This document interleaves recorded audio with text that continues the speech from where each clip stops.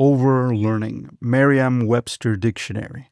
Overlearn, verb, to continue to study or practice after attaining proficiency.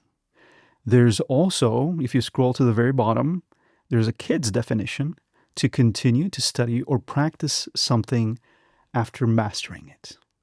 Now, is it good or bad to overlearn? Well, I see benefits to overlearning if you want to really master something, if you are playing an instrument, if you're doing acrobatics or any type of competitive sport. I think overlearning is good because it's muscle memory and brain memory if you're doing something with your mind. But when I was teaching English way back when, many years ago, I was looking for methods that would help my students learn more, learn faster. One of those methods was, for example, spaced repetition, where you repeat the same words at a specific time. And the studies that I read, they talked about a situation where you actually learn more when you space it further sometimes. So if you already know the word and if you're repeating it too much, you're not actually learning. But if you're kind of giving your brain a little more time and only after some time you try to repeat the specific word, well, then the memory strengthens itself. So that's what I learned. Now, how does it apply to life or business? Well, I've been noticing that I've been watching way too much YouTube as usual. But the reason for that is not just entertainment. Of course, YouTube is entertaining.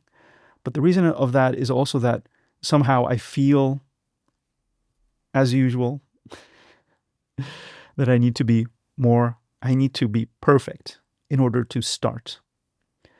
And I think that is the downside of overlearning, where it holds you back to actually do something. So for example, you're looking for a good job and you want a job with, or a specific job has English in the description, that you need to be a good English speaker.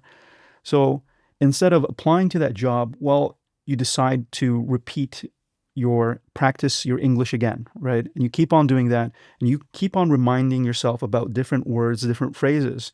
I've had this a lot with my students way back many years ago, where, they would learn something and they would be happy that they're repeating something that they already know, because they were like, oh yeah, that's a good reminder. That's a good reminder.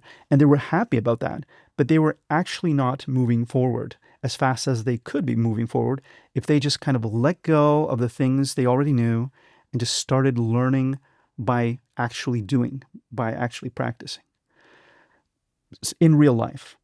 So in this situation, instead of this person who wants this job, instead of getting prepared for it, becoming more and more perfect, then it would be better maybe for him or her to apply for the job, even with the English that is not so good.